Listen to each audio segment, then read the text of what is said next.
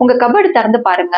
உங்க கபோர்ட்ல இருக்கிற பாதிக்கு மேலேயான clothes at least once or twice தான் வேர் பண்ணிருப்பீங்களே தவிர மித்தபடி அதை நீங்க வேர் பண்ணிருக்கவே மாட்டீங்க. எப்பயுமே போயிட்டு எல்லாத்தையும் பார்ப்பீங்க, கடைசியில ரெகுலரா போடுற ஏதோ ஒரு ட்ரெஸ் தான் திரும்ப எடுத்து போடுவீங்க.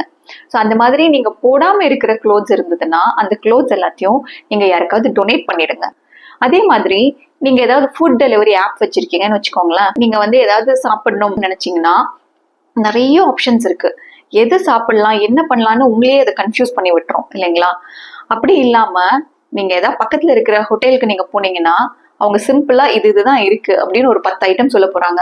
அந்த 10 ஐட்டம்ல இருந்து உங்களுக்கு என்ன வேணுமோ அதை நீங்க வாங்கிட்டு வர போறீங்க. ஸோ இது மாதிரி நம்மளுக்கு டே டு டே ஒரு விஷயங்கள்லயும் நம்மளுக்கு ஹண்ட்ரட்ஸ் ஆஃப் சாய்ஸஸ் இருக்கு. ஸோ நம்மளுக்கு தேவையில்லாத சாய்ஸஸை நம்ம வந்து குறைச்சிக்கிறது மூலியமா, ஒரு மினிமலிஸ்டிக் லைஃப் லீட் பண்றது மூலியமா நம்ம பிரெயினை ரொம்ப கிளட்டர் பண்ணாம கொஞ்சம் பீஸ்ஃபுல்லா நம்ம வச்சுக்க முடியும்.